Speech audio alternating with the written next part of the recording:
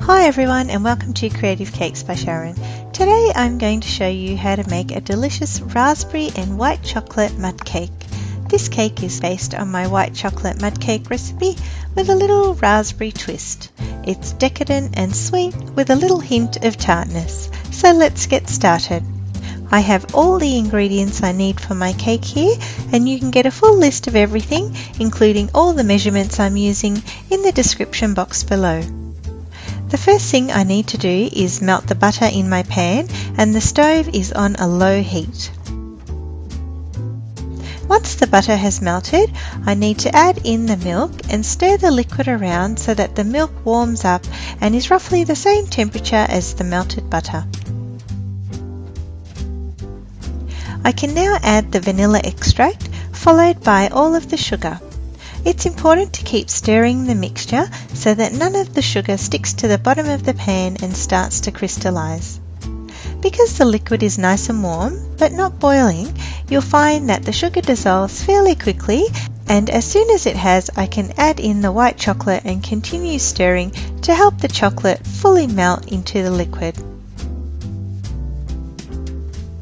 At this point, I need to turn the stove off and let the mixture cool for about 15 to 20 minutes.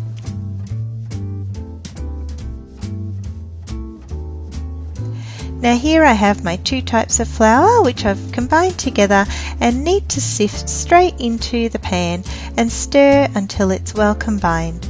I like to do this a little at a time as it helps to avoid any lumps of flour, and you also don't need to stir it too hard this way to combine everything together. I've given the eggs a little whisk and I'm going to add them to the mixture and stir them about until everything is well combined.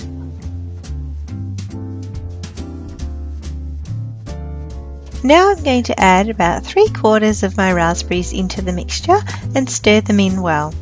As I stir, some of the raspberries break up and you start to see a little trail or swirls of raspberry juice forming. You can choose to either mash up the raspberries and add them, or do as I have done so that the end result has all different size pieces of raspberries in it.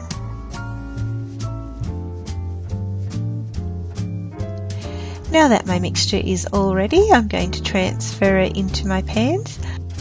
I've made enough to pour into 3 8-inch pans.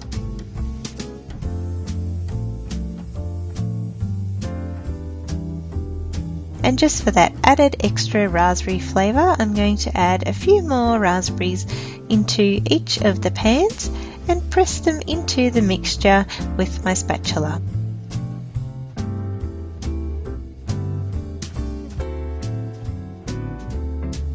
Now I'm going to cover my pans with some foil and then poke some holes in the foil to allow the steam to escape.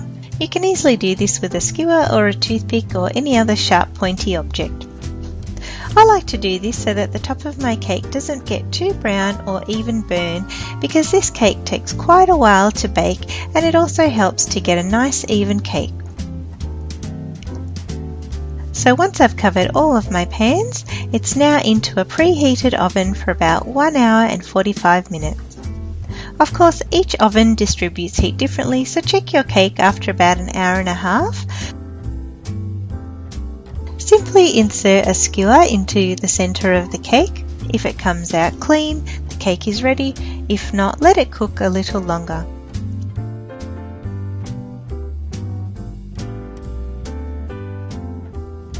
It's best to invert the cake and remove it from the pan fairly soon after it's come out of the oven and let it cool down.